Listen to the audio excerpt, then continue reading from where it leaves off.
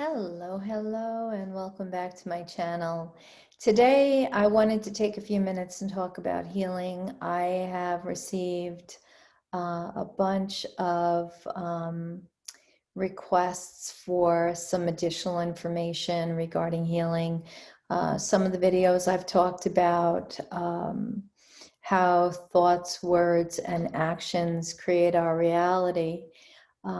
So in this video, I thought I'd take it to the next level and talk about how we can actually become addicted to what we've created in our reality without awareness that we have created this scenario that is playing out without our consciousness in it, not realizing that we're creating all of it. So in order to heal, if you've watched my other videos, in order to heal, we have to be aware of everything that we're creating.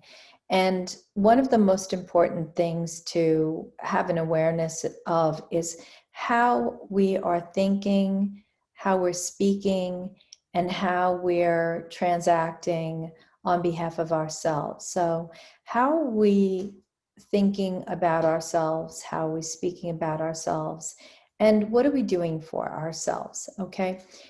If I look back to when I had cancer in 2000, it was probably one of the most difficult times in my life. I was going through my second divorce, feeling like I was a failure at my marriage again. Although the first marriage ended because my ex-husband was cheating on me, but still felt like a failure, right? And I didn't see that I was creating this storyline where I was becoming a victim in my story. And so, in that dynamic of that story, I was feeding myself these concepts of lack, where I wasn't good enough, I wasn't worthy enough, I wasn't desirable enough, and all of these things. And so, in having cancer, that was really a wake-up call for me to shift what I was doing. Only the first time I had it in 2000, I shifted my foods and my physical activity because, when I was trying to find out from the doctor what I could do, the doctor had no answer for me. When I said, how do I heal this? They were like, I don't know, maybe lose some weight. So I did. I went to Weight Watchers, lost 90 pounds, then got too skinny, and then people were starting to tell me I was too skinny. So I gained some weight back and started working out, and and started to improve my overall feeling about myself through diet and exercise. But then it wasn't until 2004 when cancer came back again, and I was able to then look a little bit deeper into what was going on. And although I had cleaned up, the outer me, I had not done anything with the inner me. So, in other words, I was still running that same thought process of not being deserving of a really great relationship, not being deserving of really great things in life, promotions that I wanted at my job, so many different things, right? And more money. I was playing the lack program, thinking, life just was not handing me cherries, it was handing me lemons. And here I was, second divorce, and I was back to living on my own again, and fending for myself. And back then it was a pretty scary time. And so when cancer came back in 2004, I realized something was going on within me, that I had brought this back into my body and now needed to look at what was taking place from a different perspective. And it really wasn't until probably 2005, 2006, I had met someone, got married again, and then started to go to school for, nutrition. I went to the Institute for Integrative Nutrition. And through there, I learned even more about healing the body, nutrition, taking care of myself. And that was, feeding what I needed at the level of the physical, but it still wasn't on the soul level. It still wasn't tapping in or tuning into me. And then all of a sudden in 2008, I had decided that I was going to quit my job because I was, not loving the stress that I was having there. I was in management. I was very high level, stressful job. I was in the world of finance, broker dealer. It was just consuming me. And my job expected me to live for it. And I didn't want to do that anymore. And so that I made the decision to quit the job and start to go into my own practice full-time as a healer. I'd been working part-time since about 2006, working on the weekends, doing Reiki sessions and also nutrition and counseling, as a holistic health counselor. And so I was thinking that I was going to start to live the dream or live my dream life. And what I didn't realize was that I still wasn't creating the happiness that I wanted, that I was not feeling because I was still feeling like I was in a state of lack. Even though I thought I was in a good relationship, the relationship was not a good relationship. We were a crutch for each other, if you will. And through that relationship, though, I learned a great deal more about myself. And in learning a great deal about myself, I realized that every single one of my relationships pushed me to know myself deeper. So the experience of the relationship was what was important, not anything else about it. Because if we take it to a higher state of consciousness, there is no good, bad, right, or wrong. Everything is the experience it's meant to be. So it pushed me into knowing myself more. Being in that relationship gave me an opportunity to open pathways that I had not looked at before. In other words, it gave me the opportunity to start to look at where I wasn't placing value on myself in a state of self-worth, and start to tune into that vibration so that I could heal it. And that was any place that I was selling myself short, that I was not seeing myself as worthy, that I was not putting myself first, that I was not speaking good about myself. And that started to shift probably as I got into maybe 2012, 2013, I asked for the divorce because I realized the relationship was just not working out. Wasn't good for him. He wasn't happy. I wasn't happy. And then we came to a mutual agreement, and, we remain really good friends, but it just wasn't working out for either one of us. And then we had an amicable living agreement for a few years, which helped me continue to do the deeper work on myself. All through that time, though, what I realized was that the work was really about self-love and recognizing my value. That was where I continually sold myself short. And it was very, very important to have that awareness, because I see that in so many people these days. So many of you out there sell yourself short, not wanting to invest in your own well-being. And I remember that I think it was 2013, when I asked for the divorce, I had developed a cyst in my Bartholin gland. And if you know Bartholin cysts, they're in the back of the vaginal wall. And what was interesting about that was that I had just gotten over cancer and was clear of having cancer, but now I developed a cyst. And while cancer is a disease of shame and blame and guilt and manipulation, a cyst is about running the same story. So once the cyst popped out, I had to figure out what story was I running about myself that I hadn't cleared up the first time with the cancer. So when I started to look at the cyst and do the work from the cyst, I was reading. I was tuning into telesummits to get all of these free content and free information and whatnot.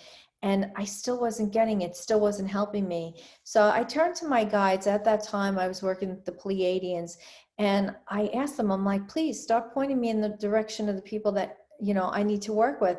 And they pointed me in the direction of those people, and the exchange for the sessions were pretty high, you know, like around $400 for an hour of work. And I had to make the decision that I was worth that $400 investment in having that session with that person. And what I realized through doing that was that I was healing the lack consciousness that I was carrying, where the belief that I wasn't deserving of healing, or I wasn't deserving of being happy or finding my excitement or finding my joy. That was, you know, where I believed that that was not meant for me, that this life was about suffering. That was all starting to come together for me in having that session, because that session opened my eyes to the ways that I saw things and the beliefs that I still held. And so that really helped me understand that I was still playing into victimhood consciousness. And even though I didn't want to play into victimhood, and I didn't want to play into the lack consciousness, what I also realized was that I was so used to doing it, I didn't know anything else. It was like I had become addicted to that way of operating. I was running that emotional content within my body without any awareness. And every time I had a session and had this aha moment and this shift from the session, then something would pop up pointing me to this next place that I was supposed to work with, maybe this different, you know, healer. Some of them were ascension teachers. Some of them were working in the quantum field. Some of them were channels that helped me see some of the timelines that I was operating in. And then, you know, I would just keep investing in myself. And I was just, you know, I was willing to spend the money and invest and, you know, put it on the credit card if I didn't have the money available to me, because it was more important to me to make that investment and to heal that lack consciousness and that belief that I was not deserving.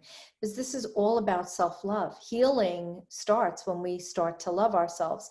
So through this process, though, the most amazing thing happened was that each of these people's work was so different along many, many years, right? This really started back in 2000 with doing this work and working with a shaman from Arizona that I had met here, and I started working with her, and she opened me up to a lot of different aspects within myself and helped me own my work as a healer. But then it was really important that I start to experience these other healers also, because some of them were, you know, like I said, ascension teachers or teaching in the quantum field.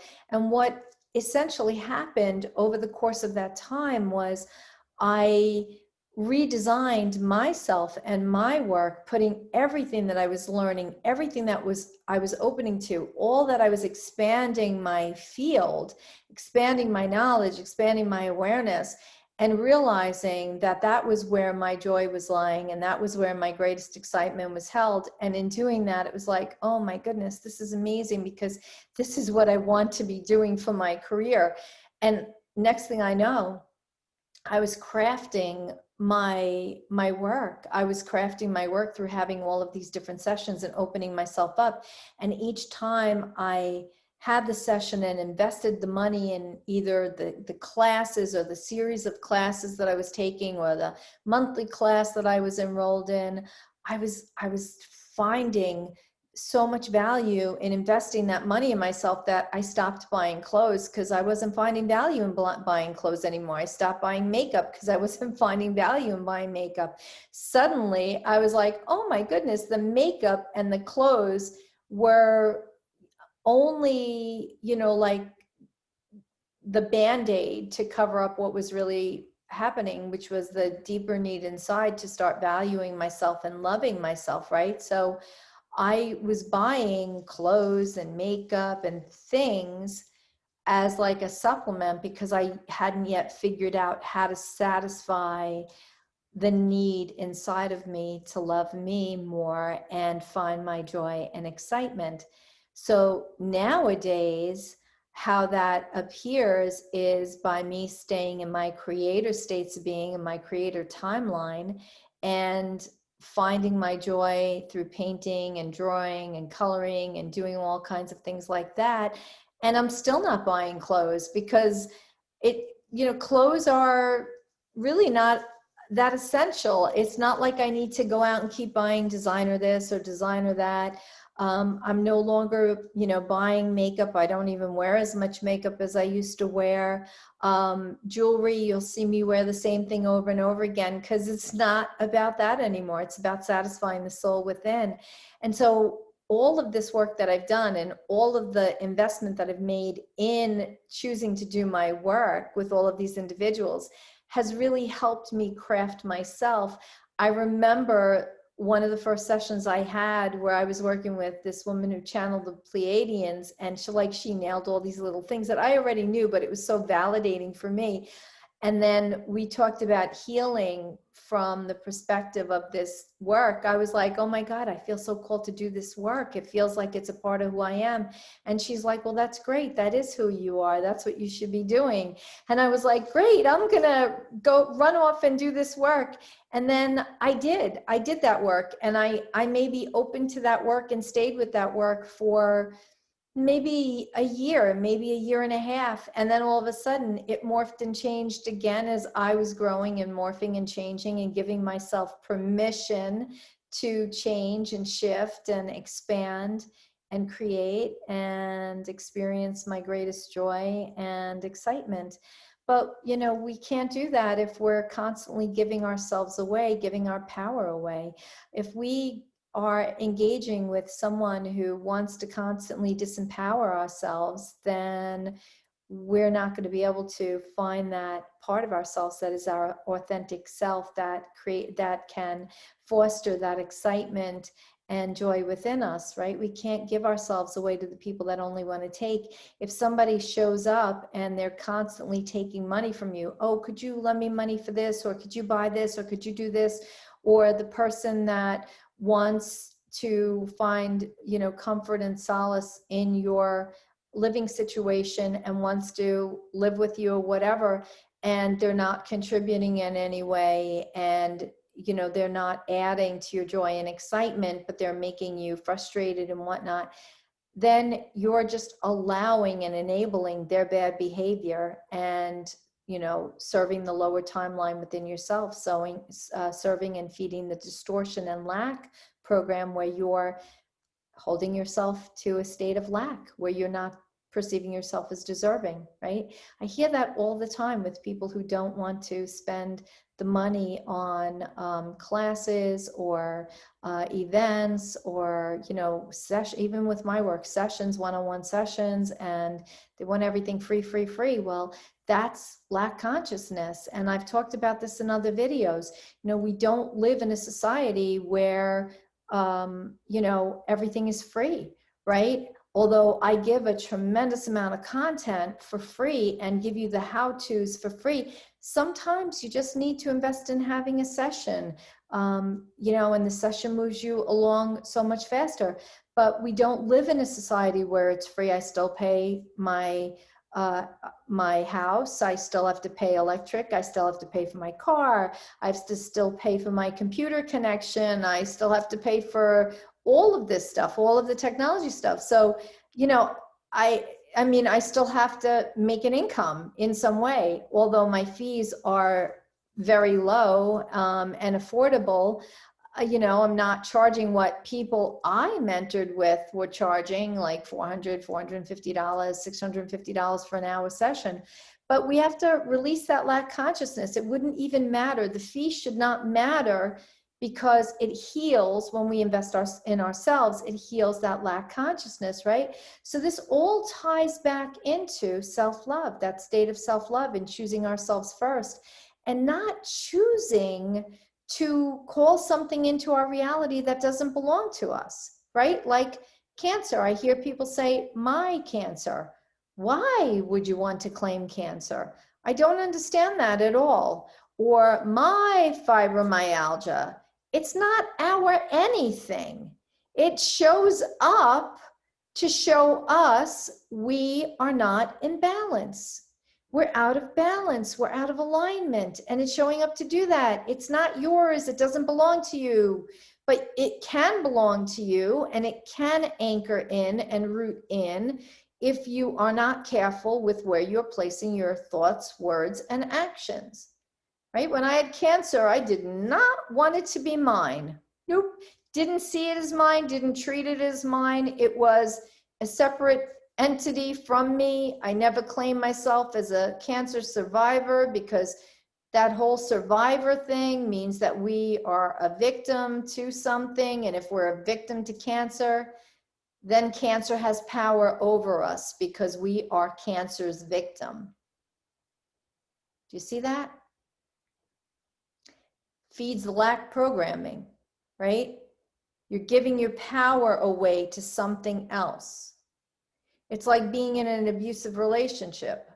Get out of the relationship. There's many ways to get out of a relationship. Now, I know that can be difficult, but that is where we're allowing ourselves to stay a victim. There's something in our field that if we're constantly a victim to something else, someone else, right? Whether it's our job, our living situation, our significant other, our family members, if we're constantly being a victim to something else, there is something that we're needing to learn from being in that victim scenario, in that victim dynamic. And then we have to look at every single person showing up in our reality and saying, why does the same archetype, why does the same type of person show up in my reality every single time? What are they mirroring to me? What is being reflected at me? What do I need to shift and change? What am I not seeing? Right? Then we have to look at it from another level and say, am I addicted to drama? Am I addicted to the drama that I have in my life? Because when we have an emotion, it's actually a chemical component that we're running. We're creating that emotion through the chemical makeup, right? Through making that chemical emotional feeling, because it's all chemicals. It's like our body creates hormones. Our body is creating a hormone. We're creating insulin from the pancreas and bile from, our gallbladder. But here, if we are creating all of these different chemicals, then we have to continue to do that until we realize we don't have to do that anymore. That's got to be a conscious choice. Nobody can make that for you. Only you can make that for you. It's like getting into bad relationships or bad situations or bad dynamics or bad friendships or bad jobs. You're the one that controls that. You have to stop that, right? We have the control over that. We have to realize we have the control over that, and then we have to stop and take our power back. So it all starts with us.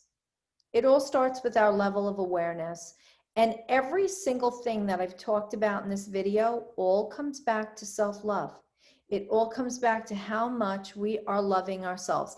How much are you willing to stay in that state of being that is either not serving you or not pleasing to you, right? And we're creating all of it. So hopefully you found something in this that resonates with you, that can help you shift. If you find that you need to go deeper with a one-on-one, certainly you can go to my website and book a session with me. You can also take my Wednesday night classes. They're 7:30. Find the details at my website. There's always opportunity for shift, right? And whether you're working with me or you choose to work with somebody else, investing in yourself is saying I love you to yourself. It's healing and clearing lack programs. We are clearing and healing the third dimensional paradigm, which is loaded with lack consciousness. It plays into the root chakra manipulation story, abuse of power. We have to be really careful with everything we're creating. So focus on your thoughts, words, and actions. Make sure they're in the highest alignment, only speaking in what you truly want to have as your reality. Hold that as your vibrational alignment and love yourself in every moment. Don't let anybody else give you anything that you don't want.